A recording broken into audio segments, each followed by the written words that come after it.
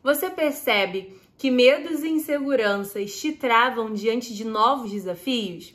E pensamentos como, será que eu vou conseguir? Será que eu sou capaz? O que os outros vão pensar de mim? O que os outros vão falar de mim?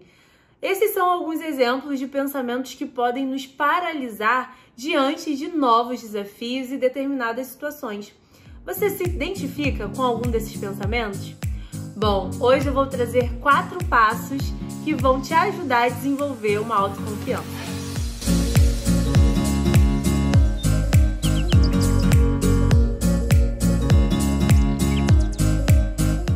Oi, eu sou Andressa Fernandes e hoje a gente vai falar um pouquinho sobre como elaborar a nossa autoconfiança. E o primeiro passo, basicamente, é entender que ninguém nasce autoconfiante. Isso mesmo, a gente precisa quebrar essa ideia, né, que as pessoas nascem autoconfiantes e muito pelo contrário. A autoconfiança, ela, na verdade, é desenvolvida ao decorrer da nossa vida, né? Então, se a gente volta um pouquinho lá atrás, na nossa infância, e a gente começa a observar de que forma eram recebidas as atividades que a gente fazia, as nossas pequenas conquistas, se a gente recebia, né, reforços positivos como elogios, palavras de afirmação, então aquela valorização de pequenas conquistas, tudo isso faz toda a diferença. Então, se a gente pega, né, uma pessoa agora na fase adulta, em que lá atrás, na sua criação, naquela fase, né, importante da infância, em que não foi valorizado essas pequenas conquistas, não foi trabalhado, né, elogios e etc. Isso tudo vai influenciar diretamente na forma como esse adulto ele vai enxergar a vida, como ele vai enxergar os novos desafios, as coisas novas que aparecem na sua vida, né? Então essa pessoa naturalmente, até sem perceber, ela começa a se frear, a fugir de novos desafios, novas coisas, se lançar a coisas novas. E aí a gente já entra no passo 2, que é exatamente sobre a exposição. Então a gente precisa, né, apesar de ser difícil, não ser fácil, mas a gente precisa se permitir se expor diante desses desafios. Então, às vezes a sua dificuldade é de falar em público para muitas pessoas. E aí a TCC, né, que é a abordagem que eu estudo, cientificamente ela já comprovou que a exposição ela é importante para que seja desenvolvido e quebrado, né, esses bloqueios que às vezes a gente tem em alguma área da nossa vida.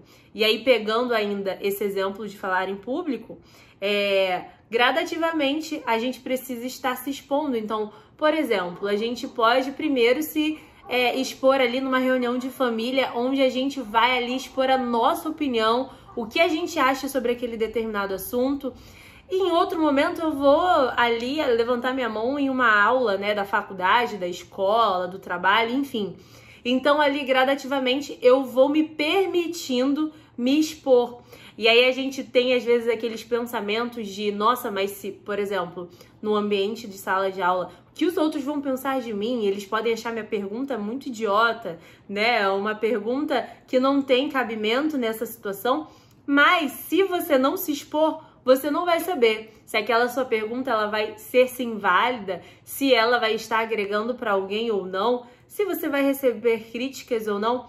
Enfim, só se expondo que a gente vai saber. Então, se você não se expõe, você não tem nem o elogio nem a crítica, né? Então, como é importante. E aí, nessa fala, eu já linkei o passo 3, né? Que seria a exposição gradativa. É importante que a gente dê passos pequenos, porque realmente, quando a gente tem uma dificuldade ali em relação a se sentir confiantes em determinada situação, a gente não tá falando de uma coisa fácil, na prática é tudo mais difícil. Por isso a importância de ser algo gradativo. Você não vai se expor, então hoje eu vou falar em público lá numa palestra.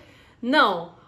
É importante que seja gradativo para que essa confiança ela seja de fato elaborada aos poucos. E aí quando você se deparar ali a uma exposição maior, né, diante de muitas pessoas, você vai se sentir verdadeiramente confiante, né? E aí a gente está falando de situações que são mais tranquilas, né, de serem trabalhadas. Algumas pessoas vão precisar de uma ajuda, né, de um profissional acompanhando essa pessoa. Em outros casos, não.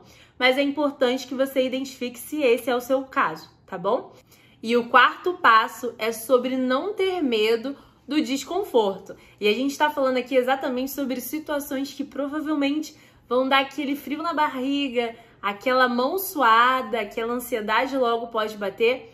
Mas, gente, o desconforto ele é necessário para o nosso crescimento. Então, em toda situação que a gente se vê se lançando a um novo desafio, a coisas novas na nossa vida, é normal que o desconforto ele venha.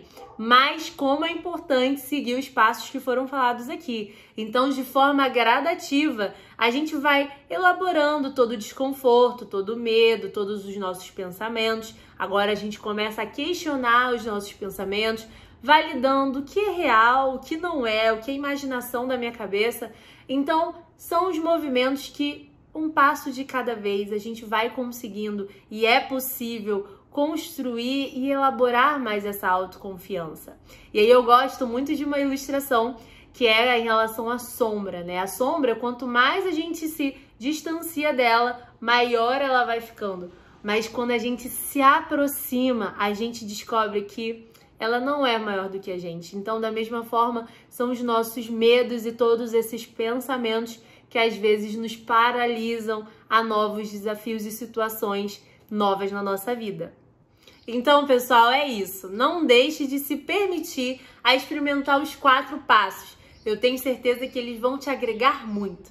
E se hoje eu te ajudei de alguma forma, deixe o seu like aqui, deixa nos comentários o que você achou desse conteúdo e também não deixe de enviar para aquele amigo que está precisando trabalhar a autoconfiança, tá bom? Não deixe de me seguir lá no Instagram também. Um beijo!